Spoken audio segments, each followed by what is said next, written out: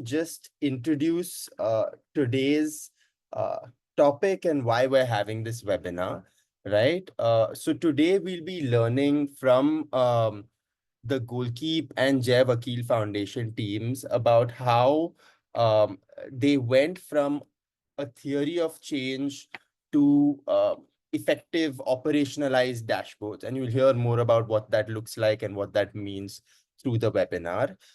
This webinar is for really any nonprofit who wants to look at what it means to make more effective use of your data, right?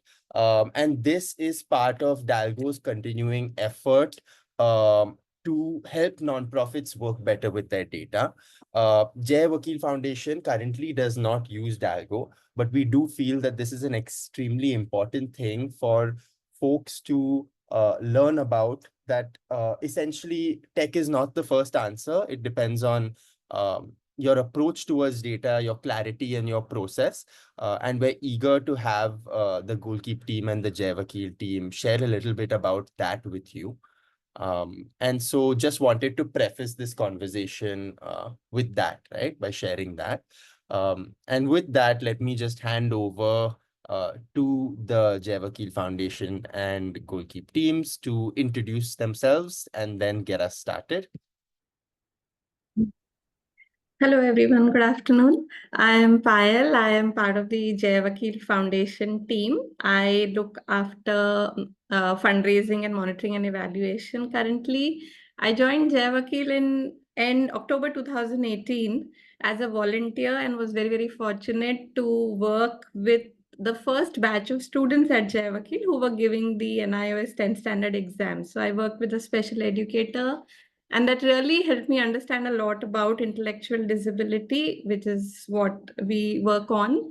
And thereon, given my prior 15 years experience in fund management, the CEO asked me that why don't you look at fundraising and donor management, and I took on that. And post that, all of us are aware how much donors always ask us about outcome and impact, and that led me to wanting to work in that area to see how our programs can show better outcomes. Priyanka, you want to go next?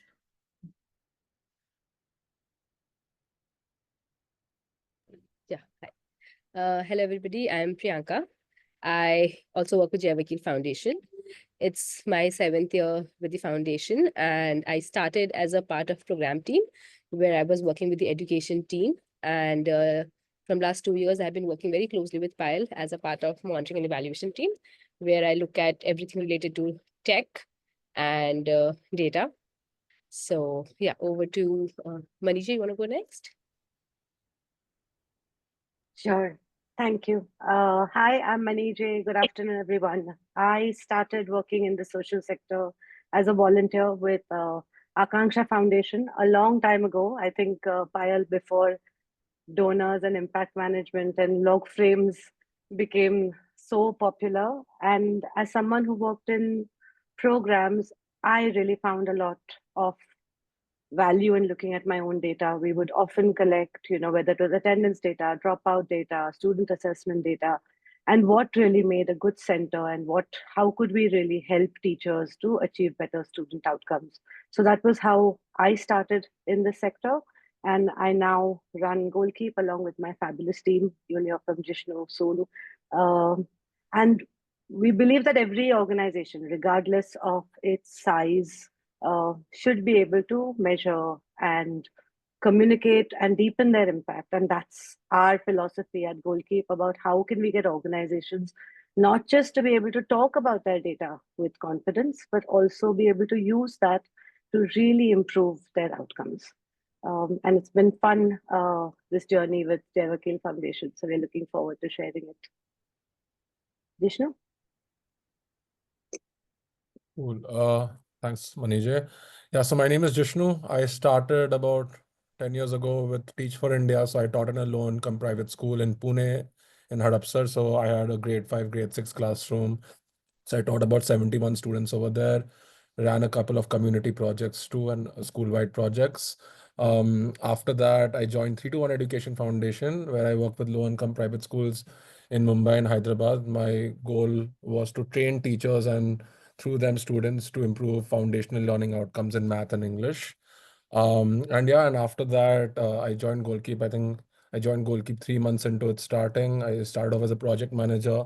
I think for me, building capacity, making people reach their maximum potential is something that's always excited me. And I started with my students, then I moved on to teachers, and then I wanted to do it with multiple organizations together. So I think that's how Goalkeep fit into my journey. And I started as a project manager, worked with organizations closely to build a data culture, to build this habit of being familiar with data, being able to use data and improve their own execution as well as outcomes. And recently I've moved into being the lead of people and org dev, where along with managing a couple of projects, I am designing and implementing data workshops to upskill the not-for-profit sector in their data literacy skills in many ways. And yeah, I think training is something that really excites me. And I think that's been my common theme for the last 10 odd years. So yeah, really excited to be here. Good afternoon, everyone, and looking forward to this. Yeah.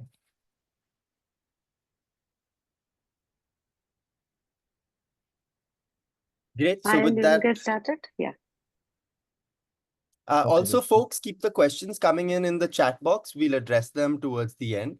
And of course, what can be addressed through the chat between yourselves or by us, we'll address it as we go. So 1 second, Payal. Yes. Yeah, over to you. So I'll start with cover briefly what Jai Vakeel does to set the context. So Jai Vakeel Foundation was started in 1944 by Mr. and Mrs. Jai Vakeel. Their daughter Deena had Down syndrome, which is intellectual disability. And for the benefit of the group, I'll just quickly define intellectual disability. It is defined by an IQ of 70 or below. The normal IQ is in the range of 80 to 100 and goes as high as even 150. But intellectual disability, which is defined by an IQ of 70 or below, and it affects your cognitive ability as well as your day-to-day activities of living. And it's a spectrum disorder. And Jai Vakeel is one of the few organizations which works across the spectrum, which means we work with mild intellectual disability as well as moderate, severe to profound. We have a zero reject policy, and that was what was the vision of the founders. And even after 80 years, we continue with the same vision of inclusion for individuals with intellectual disability. And we started with 2 students in 1944, started with special education, and today we serve annually 750 students across our 3 campuses. Mumbai Sivri is our largest campus, and we have 2 special schools, one in Nasik, which is Deolali, and Talegaon in Pune district. Next slide. Yeah. So also I wanted to, because we've been here for 80 years, I wanted to briefly cover the history. So from 1944 to 2013, the organization was led by the founding family, started by Mr. and Mrs. Vakeel, then, ran by their daughter, Mrs. Shroff. And in 2013, our current CEO, Archana, took over the organization. Throughout this period, what has stayed same is the vision where we want each of our students or each of our children and adults to be included in society, and starts with being included at the family level, the community level, and at society level. And how we look at doing this is providing an environment that expands the capabilities of our students and in partnership with their parents. As you're aware, disability is such a complex subject that parents becomes a very, very critical stakeholder. And this is what has remained same. However, what really changed in 2013 when our current CEO, Archana Chandra, took over was that she was very clear in establishing the next line of leadership, and also the fact that we wanted to start measuring impact or outcomes, however complex it may seem, in the space of disability. So these are 2 to 3 things that Archana wanted to bring about. And in 2019, One of our donors, in fact, helped us, get onto this path wherein they told us that now that, you are kind of, running your programs from so many years, there is kind of second line of leadership, there is stability. Let's look at measuring outcomes at, even in the space of intellectual disability. And they told us that why don't you, get in touch with a consultant and look at least a broad outcome framework and a theory of change. So in 2021, during COVID, in fact, we finally worked with Dalberg, and we got what you can see here is the theory of change. Dalberg really helped us define two strategic priorities that, they helped us define that, yes, our areas of focus were already there, which is health, education, and skilling. That was already put in place so that the strategic priorities, I'm sorry, addition to previous, yeah, the strategic priorities in the sense that, we will serve our students on our 3 campuses, provide healthcare, education, and skilling.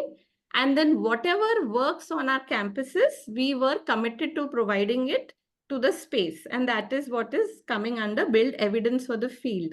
So we got this clarity that we didn't want to go around setting more Jai Vakeels, also because it's a high cost per child budget. And also what we felt is that it was important to, serve as a center of excellence, put in good practices, measure the outcomes, and what works, share it with the ecosystem. So the 2 strategic priorities were defined.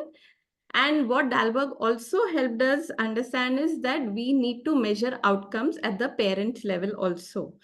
At that time, we knew that child is our most important beneficiary, and we knew that parent is an important stakeholder, but we were never thinking of measuring outcomes for this important stakeholder.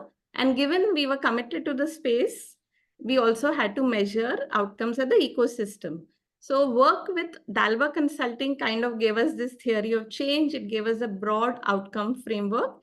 And I remember this was during COVID time. So we did not really have an MEL team. I was working with the consultant and we had another team member.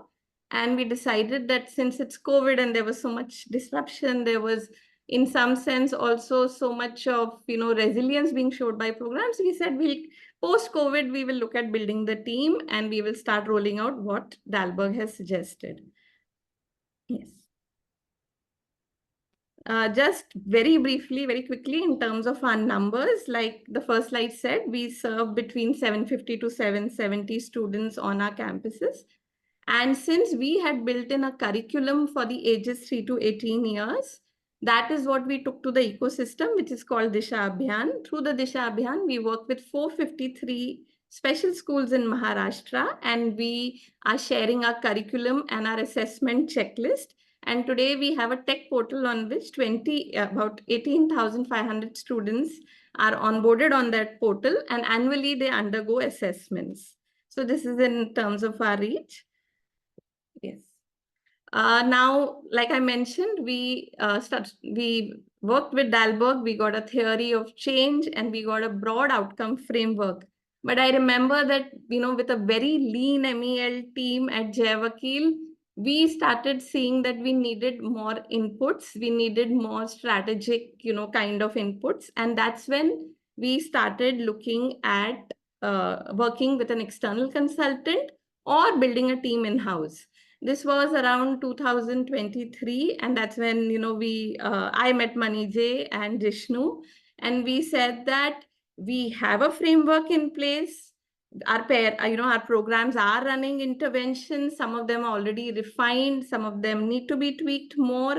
All of them are engaging with parents, but we need to now roll out this framework and operationalize it, because we realized that while we had the outcomes at the parent level and the child level, we didn't really have a data collection strategy, and we needed to have a set of indicators that we wanted to measure. And Manisha, I remember in those days, we were like, should we start with the student framework or should we start with the parent framework? And we said, okay, let's take a smaller piece, which we thought was small, and is the parent outcome framework.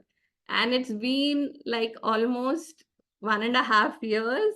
And today, I mean, as Jishnu and Priyanka take you through, we've really come a long way. right to, saying that what is going to be our strategy, how are we going to measure, and the journey continues. But one of the challenges which I have broadly covered, and one more thing which we, back then, whether it was 2019, 22, 23, a lot of, interventions that were being done by the program, and not that they were, not impactful or not in the right direction, but programs were doing a lot of work based on what they felt was right and their individualized experience, rather than saying that, yes, this is the intervention I rolled out.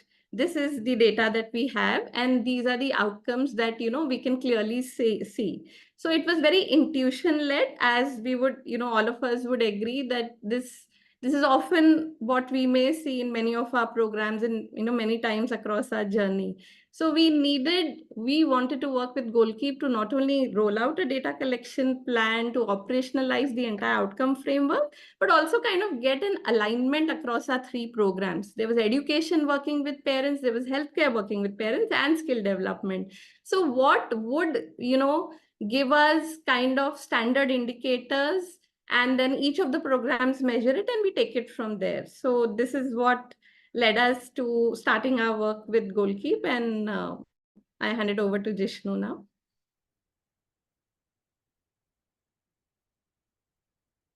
You're on You mute. need to unmute yourself. Sorry. As Payal mentioned, there was this broad parent framework that Dalberg and Jai Vakeel worked together creating for parents as a stakeholder. So then the goal became on how do we operationalize this framework and build capacity in the team to use the data to drive the outcomes, right? So that is what we wanted to achieve with JVF. And when we are saying, I think Payal mentioned it once, so what do we really mean by operationalizing? What we mean is that if you have a log frame or if you have a theory of change for that matter, how do you systematically measure different components of it?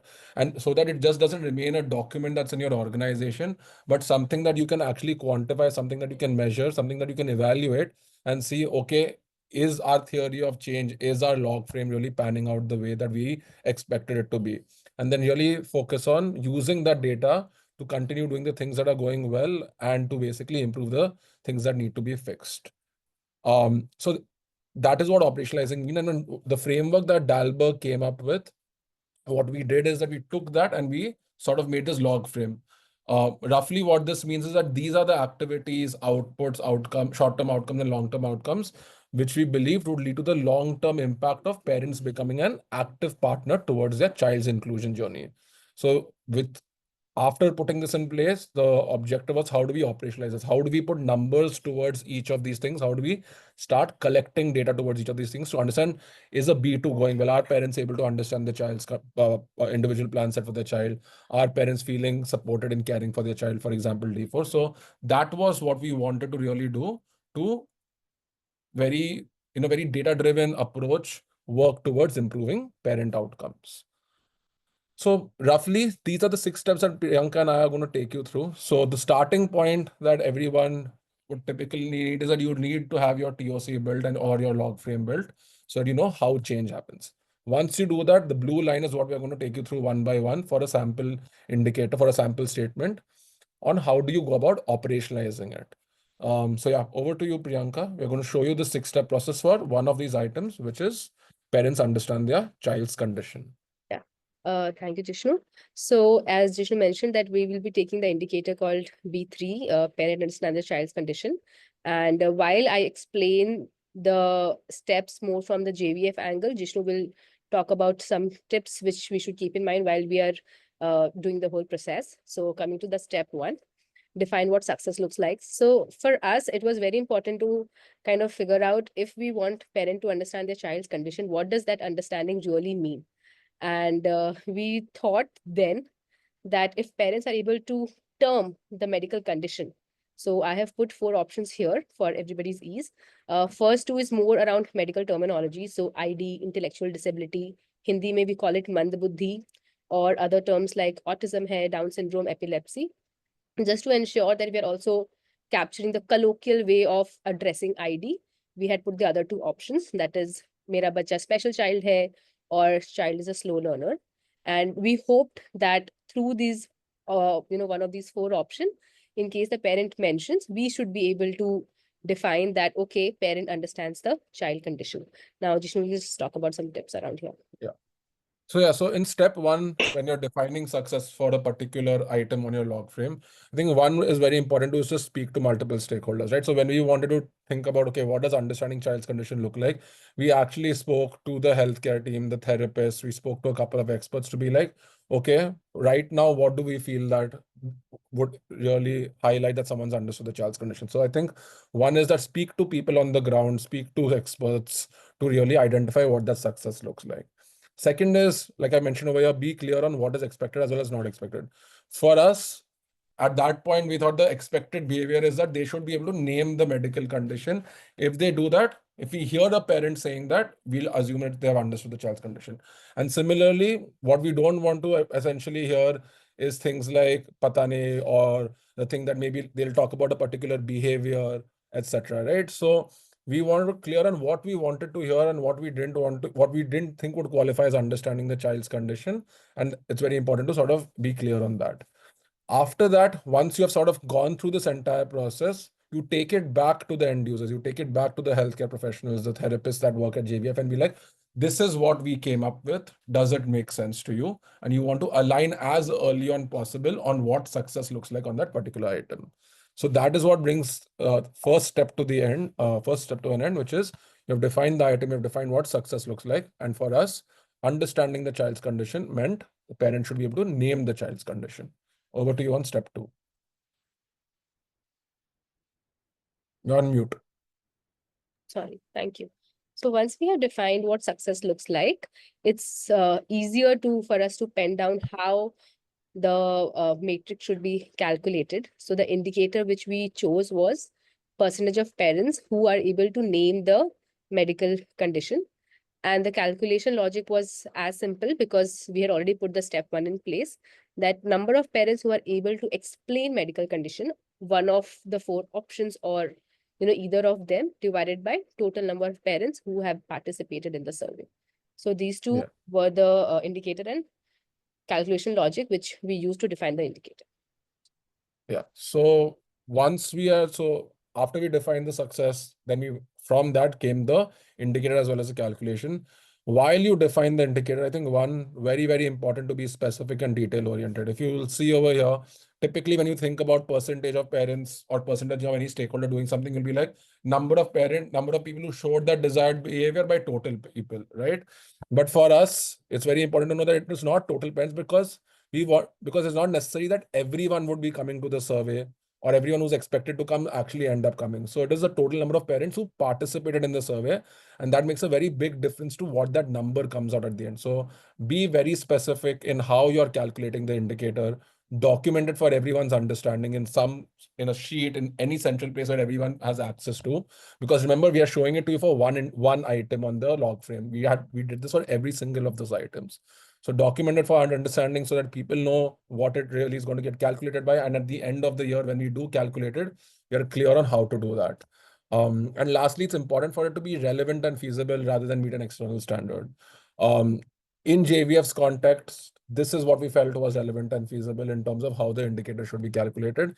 Maybe in an external standard, it's that, okay, you need to go and assess the parents and then maybe give a 5-question quiz. And then if they select 3 of these 5, that is what will qualify as understanding child's condition. But to start off with, that might not always be the best way to go with, because you want to start off small. You want to understand what's relevant, feasible, and take that step forward. So that's the end of step 2. First, you have defined success.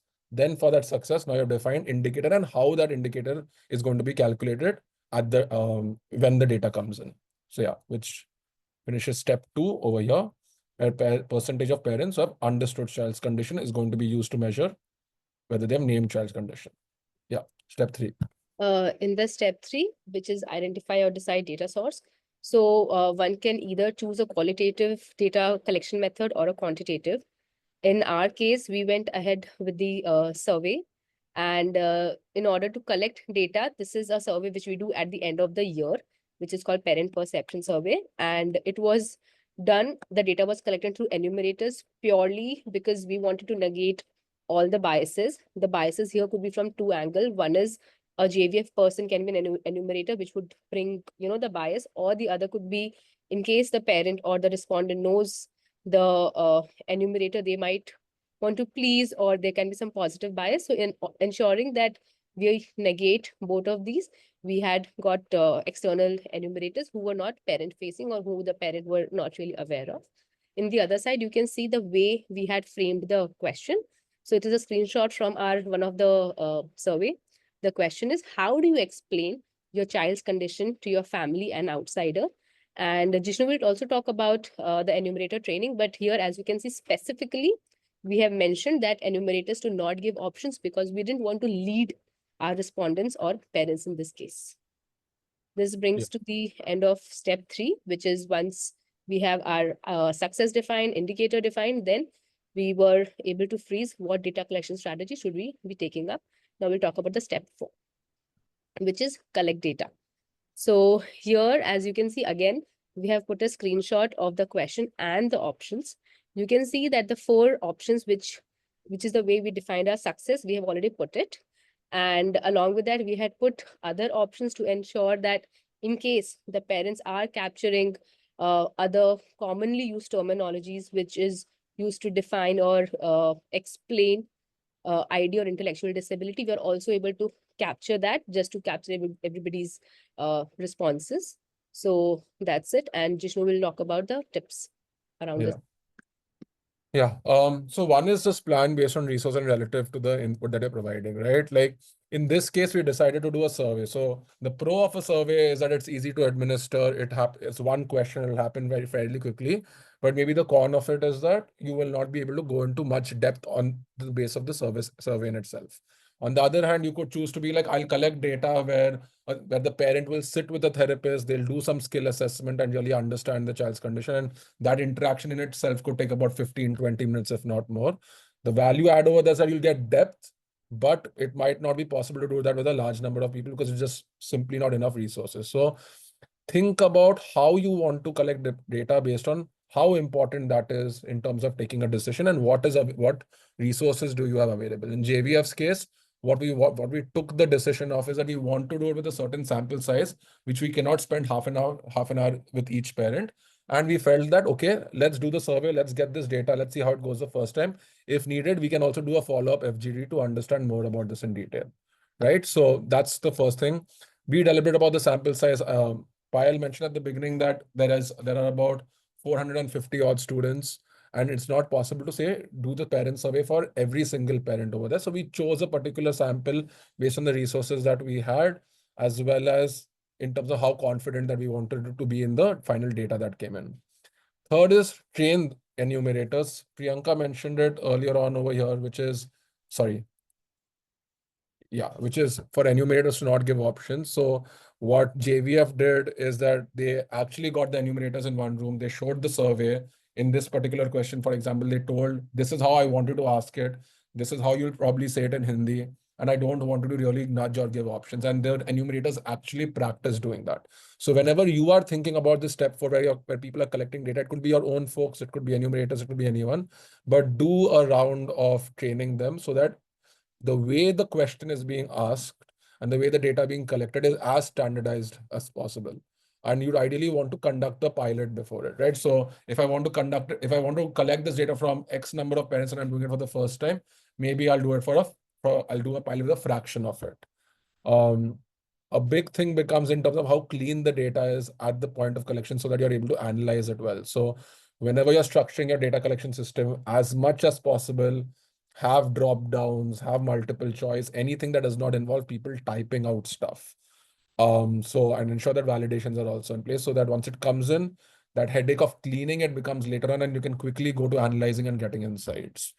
And less is more, right? So do something fast so that you can take the data to people. If it's going to take you a large amount of time just to analyze it in a really complicated method, the people who are supposed to use this data, it's ultimately not going to reach them, or it's going to reach them much later, and that's not going to be any value because gone postpartum, right? So you want to make it available to people easily. So think about what do you absolutely need and only collect that in that particular manner. So yeah, so that's the fourth step. You've seen the first tree where parents named the child's condition, we got the indicator, how we wanted to collect data, and then actually went and collected the data on the field, right? Over to you. Thank you. So once we were able to roll out the survey and data started coming in, we started analyzing it. Here you can see a pie chart on your screen, which explains the analysis part of our indicator. So the blue is what is how we had defined our success, that parents are able to name the medical condition of the child. The pink is what I was mentioning, that ensuring that we capture other responses which parent might say, that is explaining the trait or the challenges. And the gray is what Jishnu was talking about, that it's very important to have as many drop downs and less of open text, which I think has been a challenge in our case. So now I just want to talk about the issues with the responses, largely bucketed in two. First is the way we asked our question. So although the statement says that parents understand their child's condition, the question was, how do you explain your child's condition to family or outsiders? And we had a respondent saying like, nobody's asking, no need to say anything, never felt the need to explain. So clearly any of these statements are not really helping us understand or gauge, is parent really understanding the child's condition, which is kind of failing, you know, the idea of data collection. Second, because we had an open text, we had a lot of responses, which is around 17% of responses were in the open text, that he has some problem, mentally weak hai, has weakness, God has made him like this. So clearly the first and the second bucket made it difficult for us to understand or gauge that were a parent really able to understand their child's condition. Yeah, thanks, Priyanka. So yeah, and the reason why we have sort of very openly called this out over here is because these are learnings, right? This is the first time we were operationalizing the framework. And in the earlier slide, I told you about a tip. When things like this happened in the next step, we realized that what is very, very critical is to have as many drop downs as possible, so that as few as qualitative sort of different kind of data comes in, which makes it difficult to analyze. So I think that was a learning that we had. Um, Tips at this table when it comes to analyzing it is that before you make a pie chart, before you make any particular visualization, just analyze your raw data, almost like try to get that single value of that indicator. Once you get the single value of the indicator, you can always break it down by whatever dimension or whatever categories you want. I can see parents understood their child's condition by once I get that number, I can break it down by department and see what it is. I can break it down by age group, by grade, by disability level, by a parent profile. It could be n number of things, but get that value, then you know how you can break it up, and then you can create the associated visualization, which help you get the most insight. Has it changed over time, so on and so forth. And yeah, in this case, we had a significant number of parents, so percentage worked, but sometimes it's also important to know what is the absolute number. So let's say for a particular class, there were only 5 parents. If I say whatever 50% did it, seems way more than the fact that 2.5 parents, or like basically two to three parents, were able to remember it, right? So if you feel that there is a need, to accompany your percentages with absolute numbers, you should go ahead and do that to make it more tangible for your department, for your program to use. So yeah, so that was the 5th step, where after we collected the data, it's important to visualize and analyze it. And the last step, which is the most important, or what does all of this really lead to? Why did we do this in the first place? Which is this. Go ahead, Priyanka. So the sixth, and closing the circle with this one, is that we need to share our data and our insights with the team. JVF does it in a form of something called MEL review, where we call all our program teams in one room, show the data, and we have a lot of brainstorming around it. As it was our first year of doing something so elaborate, and for the ease of everybody, what we did was, whatever indicators we were able to capture through our various data collection, we bucketed them in 3 colors: pink, blue, and green. So pinks are the one where we had to go back, do our research, speak to a lot of externals, experts, program team, and redefine basically how we are putting our key calculation strategy around it. Here, as you can see, B3, which is the example we have taken through these steps, it has been bucketed in red. which Maniji will talk about. The second bucket was blue, where we were happy with the way we were calculating and the responses, but we were not very happy with the impact our program or we were making on the parents, which made us realize that we need to focus on our intervention and processes. And the third bucket was green, which was like a yay celebration. We are doing good and looks like we are on the right path. So this really helped the team, get around these numbers and these indicators. And I think it was a very good starting point for all of us because this really got the team invested. The impact Maniji will talk about. So over to you, Maniji. I get to do the most fun part of the so what. You did all of this, so what? So, like Priyanka said, I think the indicators fell into these three buckets.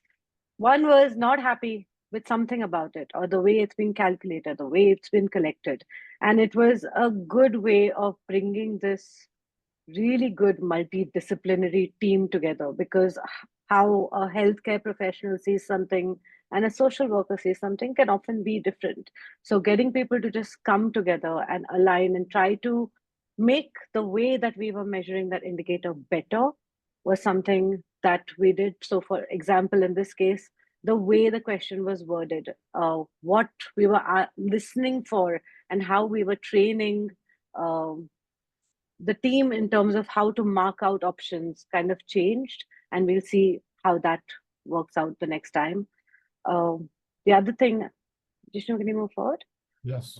Um, in cases where we're happy with the way it's being collected, we have confidence in the number, but we want this to be better.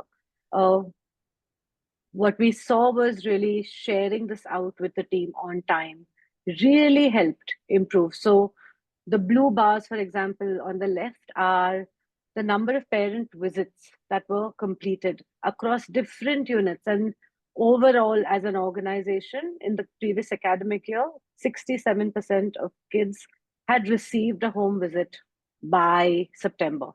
And the reason a home visit was really important is because it's a time for the teacher to get a much better understanding of the child's home environment, the parents, the struggles.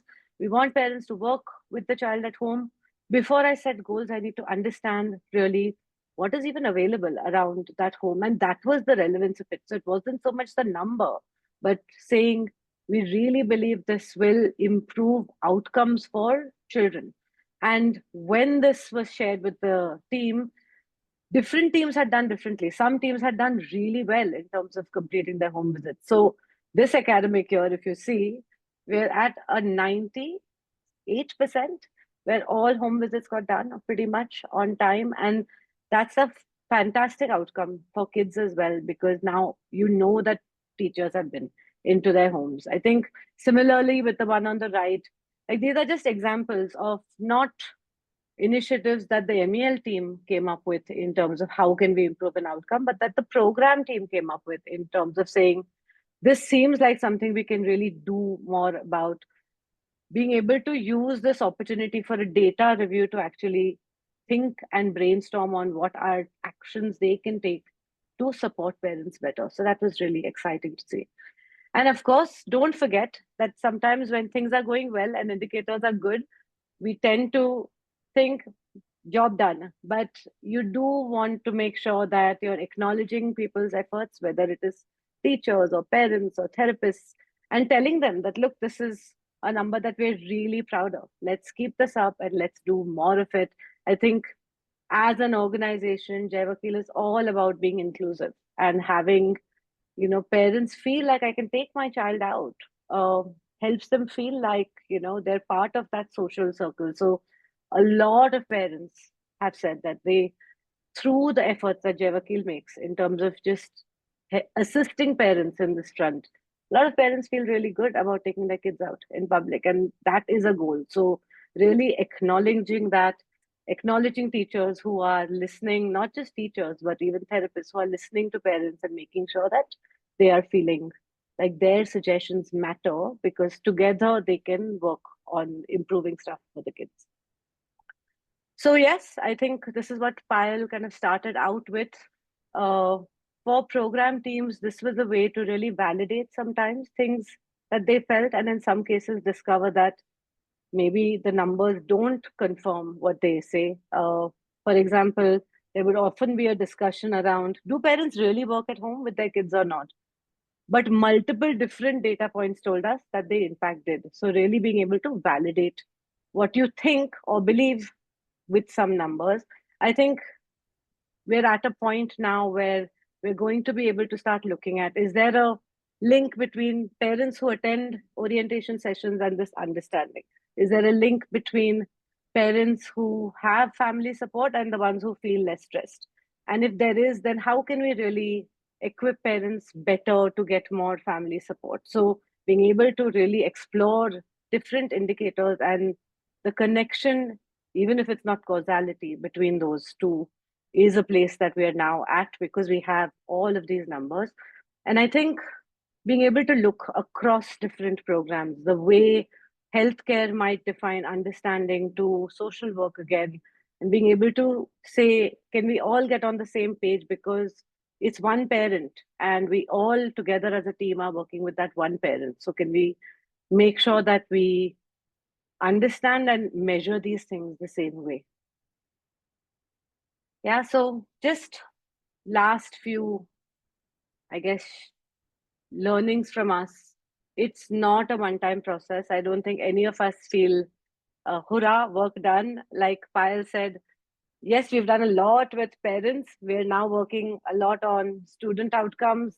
The Jai Vakeel team almost entirely now focuses on the parent pieces themselves, but we're constantly trying to learn and do better. As organizations mature, you will change your data collection, you will change the way you think about an indicator, and that's absolutely uh, fine to do. Make things really easy. Jai Vakeel now has a calendar for the entire academic year of what gets rolled out when and why and who's in charge and by when forms need to get updated and sent. It just makes life very, very easy. Visualizations, whether it's reports, dashboards, make sure people really understand.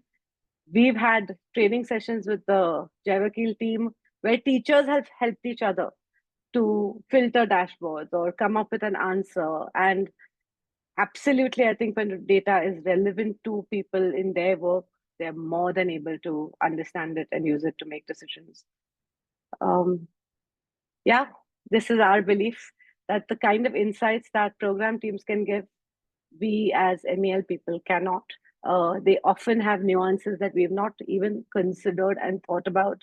And it's great to have them as part of these discussions because they really are the ones who know their program best and keep closing the loop. Really, if you don't take things back to people and tell them how it was used, there is no incentive for them to continue in this journey with you. But we're now in these loops where really the Jai Vakeel team is constantly sharing information back with relevant teams. And they are the ones who are now asking, when is the review happening next? Are we going to get these numbers before we set goals? And that's a great place to be in.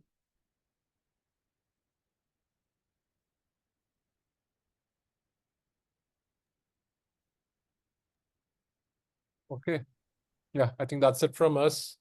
Yeah, I hope you all got an understanding of the process that we really use to reach the point of measuring all of it and even knowing what went well, what didn't go well, and what do we need to go back to the drawing board on. And we're able to pick up some tips and strategies on how you can do this. What can you keep in mind as you look to do this for your own organizations? So yeah, over to you, Abhishek, and the group over here. Any questions, and we'd be happy to answer them. Thanks so much, Jishnu, Manijay, Priyanka, Payal, for this. I did see a couple of questions which have been addressed in the chat itself. If anyone has any other questions for the JVF or Goalkeep teams around this work, please go ahead. You can just unmute, unless I've disabled that. Hi. But yeah, yeah, go From ahead. the Open Tree Foundation. Could you give us some tips on selecting the right sample size? Because we are using a percentage right now, about 15 to 20%, but the number of beneficiaries we have right now because we are scaling is about 1.5 lakh. So it's becoming very unwieldy. So how do we select the right sample sizes? Basically, some tips on that would be really helpful. So you can use any of these sample size calculators that are out there that researchers use. Just because you have a very large proportion of population does not mean your sample will significantly increase. In fact, quite the reverse. So I think about the confidence level that you want, think about what is practical, feasible. I think in Jai Vakeel's case, what we really were aiming for was representation. We wanted to make sure that across these 4 units, across different age groups, across different, you know, types of the program, an adequate sample got covered. So I would say don't just think about the overall, think about what you're trying to answer and determine your sample accordingly. Got it. Thanks a lot. And I think, Sunil, you have a question on sort of the number of questions. I don't know if Priyanka, you want to answer of how long the survey takes and how did you decide on how many questions? Yeah. So if you remember the slide which Jishnu had spoken about, that we had input, output, short term, long term. So first is very important to understand at what at which time of the year or when you would want to collect that data. So once you have, as Manish was saying, that now we have a data collection calendar and we know at which point of time we want to ask which question. Once we have that in place, it helps us understand that which data collection will have how many questions. PPS, which is Parent Perception Survey, which is our end of year survey, that's a little long because there we try to look at around 20 to 30 questions. But most of these, I mean, all of them are quantitative in nature. Some of them are Likert scale, uh, and the others have drop downs or predefined options. We do not explore, I mean, we try to restrict more long answers because then it's difficult to analyze. If you are looking for more qualitative, you can obviously go by focus group discussion or in-depth interview, something like that. And our survey, which is around 20 to 25, 30 question, takes us around 15 to 20 minutes on an average. Sometimes we might have respondents who want to share, or especially in our case, because these questions are a little sensitive. So we might have situation where parents need more emotional support. So there we take it easy. We do not try to rush through the form either ways, but we try to ensure that the parents are feeling comfortable, they are at ease, and we obviously showcase empathy towards them. But largely, it varies. This form is our longest form, which is around 20 to 25 question. Otherwise, our other forms, which we do mid-year on a quarterly basis, those are just 5 to 6 questions, and very neat, very clean options, validation, everything is taken care of. Yeah. I So think I I just just, sorry. Yeah, I was going to say having the strategy and the calendar really helps because you can then be really clear of what do I need to ask in the beginning of the year and what do I need to ask in the middle of the year. And you've spread it out. It's not exhausting for parents either. I think the home visit form, which the teacher now conducts, again, has been designed more from the sense of how can a teacher get to know this child's home environment. So keep that purpose in mind more than data collection. yeah, I And just what wanted were you to using what platform were you using to collect the data? So largely we use two, we either do Google Forms or we do Kobo in case the form is little more has conditional or cascading. So right now we use these two platforms for Google and Kobo. Kobo. Yeah, Kobo toolkit. Thank you. Yeah. I just Thanks. wanted to show one thing that I think Janet from Open Tree Foundation, or was it Shweta? In terms of what Manija mentioned on the sampling size, right? So if you just look at this, and I'll send this link. So when that sample size is 1,000, you have 278. Now, if I were to increase it, after a point, the difference in your sample size doesn't really change much. So as your sample size grows, you will see there's just 1 to 2 difference as that happens, right? So, and if you reduce the confidence level, you can, and to balance it off with your resources and time, that also becomes a way to do it. So yeah, I just thought I'll sort of show how it does not significantly change after a certain point. Got I'll it. just Very helpful. send, Thank you. send it over here on chat. Yeah. Also, on the data quality, what Priyanka mentioned about having validations, having drop downs as much as possible, limiting qualitative data. We very clearly use our qualitative data only in specific cases. And in FGD also, we realized it was too many questions. We've now got two different types of FGDs that we use, but that requires a very different methodology. The best thing to do is really make it as foolproof as possible at the collection itself.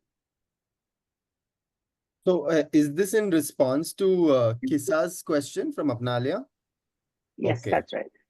All right. All right. And I did see another question from Pooja, which was around, I think essentially, sometimes if there's data entry fatigue, enumerators will just enter whatever they want, right? It could be for multiple reasons, right? One is fatigue, the other is maybe they have some kind of investment in seeing a positive outcome for that child. So I think the question is around what can be done structurally or via design to stop that from happening, or to control for that, or to keep an eye on that. Yeah. So, I'll take that. So, as in one of the slide, the tips we have shared that enumerator training is extremely important. And when we do training, it's not just a 1 hour thing. So we always start with the why, that, why are we asking this particular question? Why are we asking at this time frame?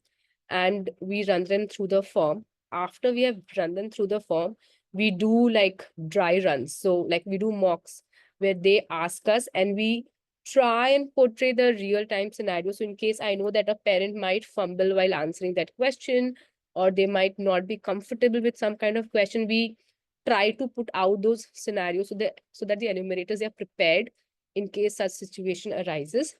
Third is we do pilots with our enumerators. We make them sit with us as just observers while we are conducting the survey. At the same point in time, we also sit with them while they're conducting the surveys, and we look at external resource, non-JVF people, so that we know that there is minimum or no biases if possible. Another thing which I think we this year have been very, very particular about is, so we have a lot of, like, out of 20 questions, I think maybe 10 would be around Likert scale. So when we have Likert scale, and we use, like, our forms are in 3 languages. So we do English, Hindi, Marathi, because that's the language our parents, our respondents speak. And we tag the Likert scales. So 1, 2, 3, 4, 5. Like next to the one, we have what one really means. So strongly disagree, and the other two translation.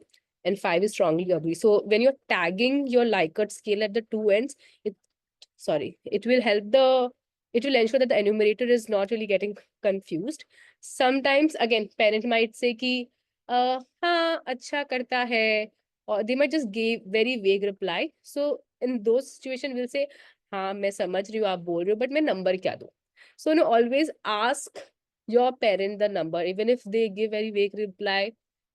Do talk to them, spend time, but end of the day ask them कि मुझे आप फिर से बताओगे मैं 1 से 5 में क्या number दूँ? So just making them feel comfortable, ensuring that you're not putting your own judgment while helping them answer those questions. Manija, Jishnu, if you want to add something there. I just quickly wanted to add also, mostly like Priyanka said, we try to take external enumerators because we don't want bias. Like we've seen that while program understands, once in a while, even when we tried cross programs, they felt so closely for it that they wanted to guide the parents. So if that can be avoided, that makes sense. The other thing is during COVID, also we had run surveys. So we also then go back to enumerators and ask them, okay, how long are you taking for a survey? That also gives us an idea. If everybody's taking 25 minutes and this particular surveyor enumerator is able to do it in 10, 15 minutes, means probably it's not going right. And lastly, we space it out. We don't want anybody to do more than 5 surveys a day because there is fatigue, and that's when also you may, quickly want to finish it. So if you know that it's about half an hour a survey, I think 2.5, 3 hours in a day becomes a lot. And you're listening to parents who are actually sharing so much. So becomes, in that sense, you want to empathize with them, you want to make your notes. So we try to space it out as well.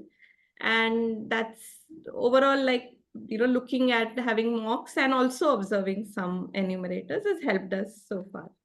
Thank you. Great. Thanks so much. We'll end the Q&A at this point. And I think just want to reiterate that this is part of Dalgo and Tech for Dev's continuing effort to kind of bring overall um, value and education as far as data and tech use go, right?